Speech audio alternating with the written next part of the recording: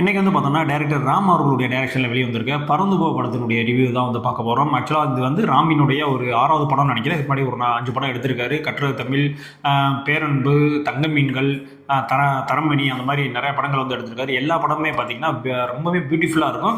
மனிதனுடைய அந்த எமோஷன், ஹியூமனுடைய அந்த எமோஷனை வந்து கனெக்ட் பண்ணுற அளவுக்கு தான் வந்து அவருடைய படங்களே இருக்கும். ஸோ அவர் வந்து மிர்ச்சி சிவா வச்சு என்னடா படம் எடுக்க போகிறாரு அப்படின்ற மாதிரியான கேள்விகள் வந்து படத்தினுடைய அனௌன்ஸ்மெண்ட்லேயே வந்து வந்துச்சு. ஏன்னா ஒரு ஆர்ட் சம்மந்தமான படம் தான் எடுப்பார், ஒரு கவிதை மாதிரி தான் வந்து ஒரு படம் எடுப்பார். அவர் வந்து மிர்ச்சி சிவாவை வச்சு வந்து ஒரு படம் எடுக்கிறாரு அப்படின்னா இது எப்படி சாத்தியம் அப்படின்ற மாதிரிலாம் வந்து எல்லாம் நினச்சிட்டு இருந்தாங்க இண்டஸ்ட்ரியில். ஆக்சுவலாக வந்து இந்த படத்தில் மிர்ச்சி சிவாவை தவிர வேறு யார் ஆக்ட் பண்ணியிருந்தாலுமே இப்படி ஒரு பெர்ஃபார்மன்ஸ் வந்து கொடுத்துருக்க முடியாது அப்படின்ற அளவுக்கு வந்து மிர்ச்சி சிவா வந்து இந்த படத்தில் வந்து பெர்ஃபார்ம் பண்ணியிருக்காரு. அந்த அளவுக்கு வந்து ஒரு ஒர்த்தான ஆக்டிங் வந்து கொடுத்துருக்காரு. ஓகே, முதல் அந்த படத்தினுடைய கதை என்ன அப்படின்றத பார்த்துருவோம். கதை வந்து ரொம்ப சிம்பிளான ஒரு கதை தாங்க. ஒரு ஹஸ்பண்ட் அண்ட் ஒய்ஃப் இருக்காங்க. 2 பேருமே வந்து ஒரு வேலை பழுவில் ரொம்பவுமே வந்து கஷ்டப்பட்டு ஒர்க் பண்ணிட்டு இருக்காங்க தனித்தனியாக. ஸோ இந்த பையன் வந்து பார்த்தீங்கன்னா இவன் வந்து இந்த ஆன்லைன் கிளாஸ் இருக்குல்ல, ஸோ அதெல்லாம் வந்து வீட்டுக்குள்ளேயே வந்து அட்டன் பண்ணிவிட்டு வீட்டையுமே கூட்டிகிட்டு போயிடுவாங்க வெளியில். இந்த மாதிரியான ஒரு இறுக்கமான ஒரு லைஃப் வந்து வாழ்ந்துட்டு இருக்காங்க. ஒரு சந்தர்ப்ப சூழ்நிலையின் காரணமாக வந்து பார்த்திங்கன்னா சிவாவும் அந்த அவருடைய பையனும் வந்து ஒரு ரோட் ட்ரிப் மாதிரி கிளம்புறாங்க. அந்த ரோட் ட்ரிப்பில் என்னென்னலாம் நடக்குது, என்னென்ன விஷயங்கள்லாம் வந்து அவங்க பார்க்குறாங்க, என்னெல்லாம் செய்கிறாங்க, என்னெல்லாம் வாழ்க்கையில் வந்து மிஸ் பண்ணாங்க அப்படின்றது தான் வந்து இந்த படத்தினுடைய மொத்த கதை. இது என்னடா கதை, சும்மா ஒரு ரோட் ட்ரிப்பு போகிறதுலாம் ஒரு கதையா அப்படின்ற மாதிரி உங்களுக்கு தோணும். நீங்கள் படம் போய் பாருங்கள். இது வரைக்கும் நீங்கள் பார்க்காத ஒரு மிர்ச்சி சிவாவையும் டைரக்டர் ராமையும் பார்ப்பீங்க. ஏன் அப்படி சொல்கிறேன் அப்படின்னு பார்த்தீங்கன்னா, ஆக்சுவலாக ராமினுடைய ஜானரே வந்து இது கிடையாது. அவருடைய ஜானர் வந்து உங்களுக்கு எல்லாத்துக்குமே தெரியும். மனிதனுடைய அந்த எமோஷன்ஸ்குள்ளே வந்து விளாடுவார். ரொம்ப எவ்வளோ ஒரு அமைதியான ஆளாக போனால் கூட அவர் வந்து அப்படியே உடச்சி தான் வந்து வெளியில் அனுப்புவாப்புல. ஸோ அந்த மாதிரியான விஷயங்கள்லாம் வந்து டோட்டலாக வந்து அவாய்ட் பண்ணிவிட்டு, ஒரு பேரண்டிங்னா என்ன, எப்படி பிள்ளைகளை வளர்க்கணும், எப்படி பிள்ளைகளை புரிஞ்சுக்கணும், பிள்ளைகள் பெற்றவங்களை வந்து எப்படி புரிஞ்சுக்கணும், அவங்களுக்கு வந்து படிப்புன்னே இல்லாமல் அவங்களுக்குன்னு சில விஷயங்கள்லாம் இருக்கும், ஆசைகள்லாம் இருக்கும். ஸோ அதுக்கெல்லாம் வந்து டைம் ஸ்பெண்ட் பண்ணணும், குழந்தைங்க கூட டைம் ஸ்பெண்ட் பண்ணணும். அந்த மாதிரி நிறைய விஷயங்கள் வந்து இந்த படத்தில் வந்து சொல்லியிருக்காங்க.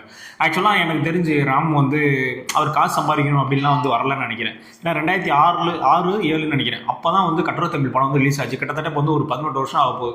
18 வருஷத்தில் அந்த மனுஷன் வந்து 5 படம் தான் எடுத்திருக்காப்புல. இவர் சம்பாதிக்கணும்னு நினச்சிருந்தா எவ்வளோ படமே வந்து எடுத்துருக்கலாம். ஆனால் நம்ம எடுக்கக்கூடிய படம் வந்து மக்களுக்கும் அந்த சினிமாவுக்கு வந்து ஒரு தாக்கத்தை ஏற்படுத்தணும் அப்படின்ற மாதிரி நினச்சி தான் வந்து அவர் ஒரு படமுமே எடுத்துகிட்டு இருக்காரு. ஸோ அந்த வகையில் பார்க்கும்போது டைரக்டர் ராம் வந்து தமிழ் சினிமாவோட ஒரு பொக்கிஷம் அப்படின்ற மாதிரி நான் சொல்லுவேன். மிர்ச்சி சிவாவை பற்றி சொல்லணும் அப்படின்னா, மிர்ச்சி சிவாவுடைய பழைய படங்கள்லாம் பார்த்தீங்கன்னா அந்த நக்கல், அந்த நையாண்டி, அந்த கேலி, அந்த கவுண்டர், இது எல்லாமே இருக்குது. ஆனால் அதெல்லாம் தாண்டி நானும் ஒரு ஆக்டர். நான் வந்து இவ்வளோ நாளாக வந்து சினி ஃபீல்டில் இருக்கேன். ஆனால் இன்னமும் வந்து என்னை ஒரு ஆக்டரை ஏற்றுக்கல. இந்த படத்தின் மூலயமா என்னை வந்து ஒரு ஆக்டரை வந்து நீங்கள் ஏற்றுக்கிறீங்கன்ற அளவுக்கு வந்து ஒரு பெர்ஃபார்மன்ஸ் வந்து கொடுத்துருப்பாரு. நீங்கள் படம் பாருங்களேன், படம் பார்க்கும்போது தெரியும். கண்டிப்பாக வந்து இது மிர்ச்சி சிவா இல்லை அப்படின்னா அந்த படம் இருக்கா அப்படின்னு கேட்டால் கண்டிப்பாக கிடையாது. வேறு எந்த ஆக்டரையுமே வந்து நீங்கள் நினச்சி கூட பார்த்துருக்க முடியாது. ஸோ அந்த அளவுக்கு வந்து ஒரு ஒர்த்தபிளான ஆக்டிங் தான் வந்து கொடுத்துருக்காப்புல. இது மட்டும் இல்லாமல் வந்து பார்த்தீங்கன்னா ஒரு கேமியோ மாதிரி வந்து ஒரு சின்ன கேமியோ மாதிரிலாம் வந்து பார்த்தீங்கன்னா அஞ்சலி மேடம் வருவாங்க, அஜு வர்கீஸ் அவர்கள் வரும். இது எல்லாமே பார்த்தீங்கன்னா ஒரு சின்ன வேடம் தான். மிஞ்சி போனால் ஒரு 1 நிமிஷம் சீன், 2 நிமிஷம் சீன், இவ்வளோ தான் வந்து வராங்க. ஸோ இதெல்லாம் யாருக்காக வராங்க அப்படின்னு பார்த்தீங்கன்னா அந்த டைரக்டர் ராம்ன்ற அந்த ஒரு ஆளுக்காக தான். ஸோ இந்த இத்தனோடு இவ்வளோ பெரிய படத்தில், ஒரு 2.5 மணி நேரம் ஓடக்கூடிய படத்தில் ஒரு 10 நிமிஷம் சீனுக்காக வரணும் அப்படின்னா அப்படி ஒரு விஷயம் இருக்குல்ல, அதெல்லாம் பண்ணணும்ல, ஃபஸ்ட்டு ஒத்துக்கணும்ல.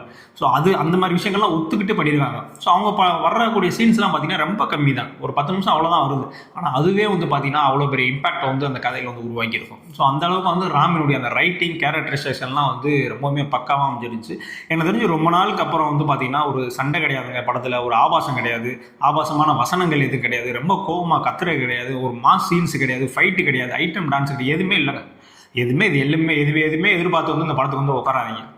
நான் வந்து ஒரு நார்மலாக வரேன், இந்த படத்தை வந்து ஒரு ரிலாக்ஸாக ஒரு 2.5 மணி நேரம் ஜாலியாக வந்து ஒரு என்ஜாய் பண்ணுற மாதிரி ஒரு படம் வேணும், நல்லா சிரிச்சுட்டு வரணும் ரொம்ப நாள் கழிச்சு அப்படின்னா இந்த படத்தை போய் உட்காந்து தாராளமாக பார்க்கலாம். அந்த அளவுக்கு வந்து ஒருத்தான படம் தான். படத்தில் நிறைய பாசிட்டிவ்லாம் இருக்குது. எந்த அளவுக்கு பாசிட்டிவ் இருக்கோ அந்த அளவுக்கு நெகட்டிவ்ஸ்லாம் இருக்குது. ஆனால் இந்த படத்துலலாம் நீங்கள் நெகட்டிவ்லாம் பார்த்தீங்க அப்படின்னா நீங்கள் வந்து அப்புறம் படம் பார்க்குறதுக்கே வந்து தகுதி இல்லாத ஆள் அப்படின்ற மாதிரி சொல்லுவேன். ஏன்னா படத்தில் வந்து பார்த்தீங்கன்னா கிட்டத்தட்ட 19-20 சாங் வரைக்கும் இருக்குது இந்த படத்தில். சாங்னா ஃபுல் சாங்ஸ்லாம் இல்லை, எல்லாமே வந்து ஒரு மாண்டேஜ் சீன்ஸ் மாதிரி ஒரு 30 செகண்டு, ஒரு நிமிஷம் அந்த மாதிரி தான் வருது. ஸோ அந்த ஒரு விஷயம் மட்டும் வந்து உங்களுக்கு வந்து ஒரு சலிப்பை வந்து கொடுக்கலாம். ஸோ ஓகே, என்னப்பா ஒரு மாதிரி இப்போ சாங்ஸாக வந்துட்டு இருக்கு அப்படின்னு. ஆக்சுவலாக பார்த்தீங்கன்னா ஒரு பேக்ரவுண்ட் மியூசிக் இருக்குல்ல, அந்த பேக்ரவுண்ட் மியூசிக் போல் ஒரு பாட்டாகவே வச்சாங்க, டைலாக்காக வந்து புரிய வைக்கிற போல் ஒரு பாட்டாகவே வச்சாங்க அப்படின்ற மாதிரி சின்ன சாங்ஸாக வந்து அங்கங்கே கொடுத்துருக்காங்க. ஸோ சில பேருக்கு வந்து இது வந்து ரொம்பவுமே ஒரு ஆர்ட் மாதிரி தெரியும். ஆனால் சில பேருக்கு வந்து ஒரு எரிச்சலை தர்றதுக்கும் ஒரு வாய்ப்புகள் இருக்குது. இது ஒரு விஷயம் தான் வந்து படத்தில் பிரச்சனை. அது இல்லாமல் வந்து பார்த்தீங்கன்னா படத்துடைய மிகப்பெரிய பாசிட்டிவ் என்ன அப்படின்னு பார்த்தீங்கன்னா, ஒரு பையன் நடிச்சிருக்காங்க.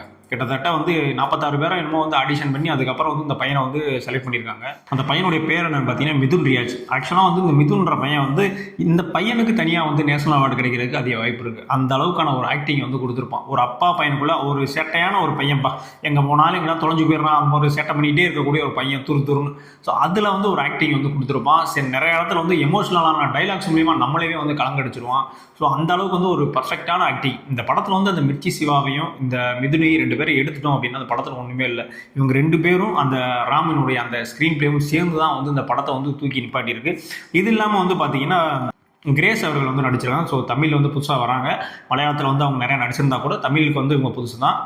ஸோ அவங்களுடைய ஆக்டிங்குமே வந்து ரொம்ப அருமையாக இருந்துச்சு. ஏன்னா அவங்களுக்கு வந்து நிறைய சீன்ஸ்லாம் கிடையாது. இப்போ சிவா கூட சேர்ந்து இருக்கிற மாதிரி அந்த ஒரு ரொமாட்டிக் அந்த மாதிரிலாம் வந்து அதிகமாக கிடையாது. இவங்க தனியாக வந்து ஃபோன் பேசிகிட்டு இருப்பாங்க, இவர் தனியாக வந்து போயிட்டு இருப்பார். ஸோ இந்த சீன்ஸ்லேயே வந்து பார்த்தீங்கன்னா அவங்க 2 பேர்த்துக்கு இடையிலான அந்த லவ் வந்து அந்த எக்ஸ்பிரஷனில் காட்டுவாங்க. தான் மகனை பிரிஞ்சு இருக்கிற அந்த ஏக்கம் வந்து அப்படியே தெரியும். ஸோ அந்த மாதிரி விஷயங்கள்லாம் வந்து ஆக்டிங்கை வந்து நல்லாவே வந்து ஸ்கோர் பண்ணிட்டாங்க. என்னை பொறுத்த வரைக்கும் நான் என்ன சொல்லுவேன் அப்படின்னா, ஒரு 2.5 மணி நேரம் ஜாலியாக ஒரு ரோட் ட்ரிப்பு போனால் எப்படி இருக்கும், அதுவும் ரிலாக்ஸாக ஒரு ட்ரிப்பு போனால் எப்படி இருக்கும், அதுதாங்க இந்த பறந்து போ அப்படின்ற படம். இந்த படம்லாம் வந்து இதுக்கு வந்து நான் இந்த மார்க் தரேன், இது வந்து இப்படி இருக்குது அப்படி இருக்குது குறைகள்லாம் அதெல்லாம் எதுவுமே சொல்லக்கூடாது. ஜாலியாக உங்கள் வீட்டில் இருக்க பிள்ளைகளெல்லாம் கூட்டு போயிட்டு ஒரு 2.5 மணி நேரம் பார்த்துட்டு வாங்க.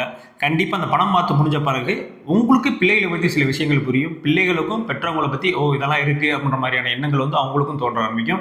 கண்டிப்பாக அந்த படத்தின் மூலயமா ஒரு 100 பேர் ஒரு 100 பேரண்ட்ஸ் வந்து பார்க்குறாங்க அப்படின்னா ஒரு 30 பேராவது இதுலேருந்து மாறுறதுக்கான சான்சஸ் வந்து அதிகமாக இருக்குது. அவங்களுக்கு வந்து குழந்தைகளுக்கு நம்மளும் வந்து டைம் ஸ்பெண்ட் பண்ணணும் அப்படின்ற மாதிரியான விஷயங்கள்லாம் வந்து அவங்களுக்கும் வந்து தெரியும். அதுக்காகவே தான் வந்து இவர் வந்து படம் எடுத்திருக்காரு எனக்கு தெரிஞ்சு. ஏன்னா அந்த பேரண்டிங்கிற ஒரு விஷயம் வந்து எவ்வளோ பெரிய விஷயம், எவ்வளோ பெரிய கான்செப்ட் அப்படின்றத தான் அது தமிழ் மக்களுக்கு சொல்லணும் அப்படின்றக்காண்டி தான் வந்து இந்த படத்தை எடுத்திருக்காரு. கவிதை மாதிரி இருக்குது இந்த படம். கண்டிப்பாக தவறாமல் அந்த சாங்ஸ் சொன்னல அதுதான் கொஞ்சம் அதிகமாக வரும். அதை மட்டும் நீங்கள் பொறுத்துக்கிட்டீங்க அப்படின்னா ஒரு அருமையான படம், ஜாலியான படம். ஓகேவா? கண்டிப்பாக தேட்டரில் பார்க்கக்கூடிய ஒரு படம். கண்டிப்பாக அந்த படத்தை வந்து மிஸ் பண்ணிடாதீங்க. இதே மாதிரியான அடுத்த ஒரு விமர்சனத்தை சந்திக்கிறேன். இந்த விமர்சனம் உங்களுக்கு பிடிச்சிருந்துச்சி அப்படின்னா லைக் பண்ணுங்கள், ஷேர் பண்ணுங்கள். அது மட்டும் இல்லாமல் நம்மளுடைய சேனலை சப்ஸ்கிரைப் பண்ண மறந்துடாதீங்க. இதே மாதிரியான அடுத்த ஒரு வீடியோவில் சந்திக்கிறேன். பை.